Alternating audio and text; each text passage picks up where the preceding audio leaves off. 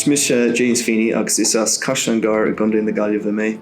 Tá me Aistriúcháin Aistriúcháin agus an Gaeilge in Ollscoil na Gaillimhe. Tá me mon Aistriúcháin bahasnéis Benjamin Franklin fí láthair im líon na céime.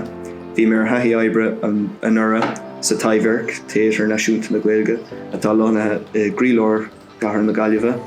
Bhulhim déon bhac léinn an Aistriúcháin dhéanamh go háirithe má tá spéisiad sa Gaeilge mar tá tú tomtha sa teanga anseo ar an campus in Ollscoil na Gaillimhe agus is tóca go dtiocfaidh feabhas ollmhór ar chaide an teanga. Is mis Courtney Gaeilge is as Paris beag a gunda Léann me to stadier Léann agam fi láthair Léann Aistriúcháin agus Léann conversatorian. Tá méid Jenny Clachtú fi láthair fóheadlú cartoon.